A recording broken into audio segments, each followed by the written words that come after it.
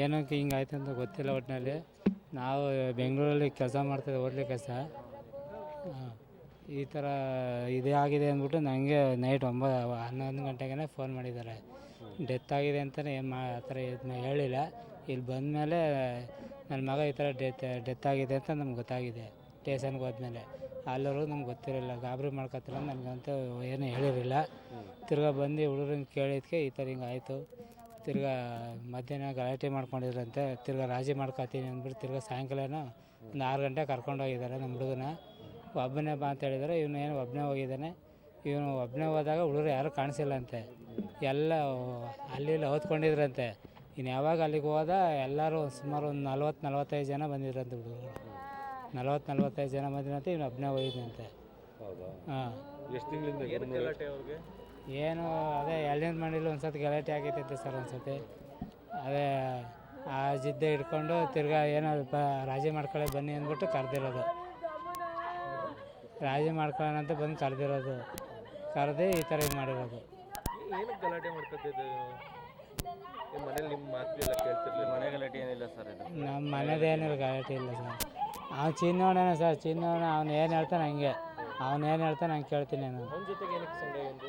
ಏನು ಹೇಳ್ತಾನೆ ಅವನೇ, ಅವ್ನಿಗೆ ದುಡ್ಡು ಕೊಡೋದು ಅವನೇ, ಅವ್ನಿಗೆ ಬೆಳೆಸ್ತಾ ಇದ್ದೆ ಇವನೇ.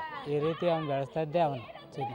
ಏನೋ ಒಂದು ರೌಡಿಸಮ್ ಅವನು. ಹಾಂ, ರೋಡಿಸ್ ಹೆಂಗೆ ಮಾಡ್ತಾನೆ, ಏನು ಮಾಡ್ತಾನೆ ಅವ್ನು ಬೆಳೆಸ್ತಾ ಇರೋದು.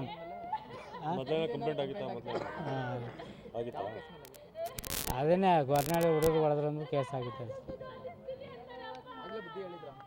ನಾವು ಹೇಳಿದ್ವಿ ಸರ್, ನನ್ನ ಜೊತೆ ಬಂದ್ಬಿಡು, ನಾವು ಅಡುಗೆ ಮಾಡ್ತೀವಿ, ನಾವು ಬೆಂಗಳೂರಲ್ಲಿ ಬಂದ್ಬಿಡು ನನ್ನ ಜೊತೆ ಅಂತ ಕೇಳಿದ್ದಕ್ಕೆ ಅವನು ಬರಲಿಲ್ಲ. ನಾನು ಬರೋಲ್ಲ, ನಾನು ಚಿನ್ನವಣ್ಣನ ಬಿಟ್ಟು ನಾನು ಬರೋಲ್ಲ, ಮದ್ದೂರು ಬಿಟ್ಟು ನಾನು ಬರೋಲ್ಲ ಅಂತ.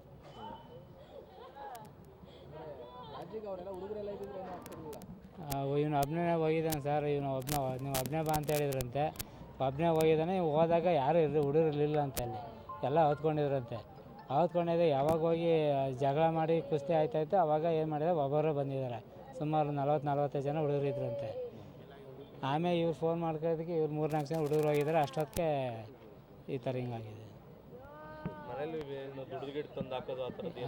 ಏನಿಲ್ಲ ಸರ್, ಓಡಾಡ್ಕೊಂಡಿರೋದು ಹಿಂಗೆ. ಅವನು ಹೆಂಗೆ ಹೇಳ್ತಾನೆ ಹಂಗೆ, ನಮ್ಮ ಮಾತೇ ಕೇಳ್ತಿರಲ್ಲ. ಚಿನ್ನೋಣ ಅವನು ಹೆಂಗೆ ಹೇಳ್ತಾನೆ ಹಂಗೆ, ನಮ್ಮ ಅಣ್ಣ ಚಿನ್ನು, ನಮ್ಮ ಅಣ್ಣ ಅಂದ್ಕೊಂಡು. ಕಷ್ಟಪಟ್ಟು ಓದಿಸ್ಬೇಕು ಅಂತೆಲ್ಲ ಅಂದ್ಕೊಂಡಿದ್ದೆ? ಎಲ್ಲ ಮಾಡಿದ್ವಿ ಸರ್, ಪ್ಯಾರಾಮೆಡಿಕಲ್ ಎಲ್ಲ ಮಾಡಿಸಿದ್ವಿ. ಅವನಿಗೆ ಯಾವುದೂ ಓದೋಕ್ಕೂ ಬಿಡಲಿಲ್ಲ ಅವನು. ಈ ಥರ ಸಮಸ್ತ ದೋಷ. ಹಾಂ, ನಮ್ಮ ಚಿನ್ನು ಹೆಂಗೆ ಹೇಳ್ತಾನೆ ಹಂಗೆ ಆಯ್ತು.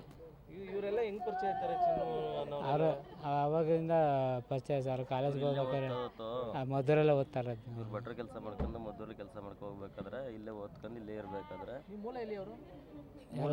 ನಾವು ನಾಮಂಗಲ ತಾಲೂಕು ತೆಂಗಿನ ಭಾಗ, ನಾಮಂಗಲ ತಾಲೂಕು ತೆಂಗಿನ ಭಾಗ ಅಂದ್ಬಿಟ್ಟು ಅಲ್ಲಿರೋದು ನಾವು. ಅಂದರೆ ವಾಸ ಆಗಿರೋದನ್ನ ಮದ್ದೂರಲ್ಲಿ. ಅಲ್ಲಿ ಒಂದು 20 ವರ್ಷದಿಂದ ಇಲ್ಲೇ ಇದೆ. ಹಾಂ, ಮದ್ದೂರಲ್ಲಿ. ಇನ್ನೊಬ್ಬ ಮಗ ಒಂದು ಹೇಳ್ತಿರ್ಲಿಲ್ವಾ? ಅಣ್ಣನಿಗೆ ಬುದ್ಧಿ ಹೇಳ್ತಿರ್ಲಿಲ್ವಾ? ನಿಮ್ಮ ಇಲ್ಲ ಸರ್, ಅವನಿನ್ನೇ ಚಿಕ್ಕ ಹುಡುಗ ಸರ್. ಅವನು ಪೇಷಂಟ್ ಸರ್. ಅವನ ಕಿಡ್ನಿ ಆಪ್ರೇಷನ್ ಆಗಿದೆ. ಫುಲ್ ಎಲ್ಲ ಇವನ ಮೇಲೆ ನಾವು ಭವಿಷ್ಯ ಇಟ್ಕೊಂಡಿದ್ದು. ಏನು ಮುಂದಕ್ಕೆ ಈಗ ಆಡ್ತಾನಲ್ಲ, ಮುಂದಕ್ಕೆ ಇನ್ನೂ 20 ವರ್ಷ ಅಲ್ವಾ. ಈಗ 19 ಮೇ 20ಕ್ಕೆ ಬಿದ್ದಿದೆ ಮನೆ, 23ನೇ ತಾರೀಕು.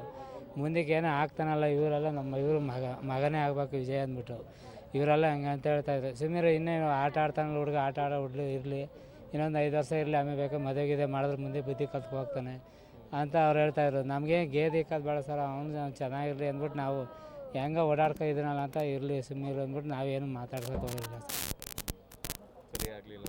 ಸರಿ ಆಗಿಲ್ಲ. ಆ ಥರ ಏನಿಲ್ಲ ಸರ್. ನಮ್ಮ ಹೆಸರು ಶಿವಲಿಂಗ ಅಂದ್ಬಿಟ್ಟು.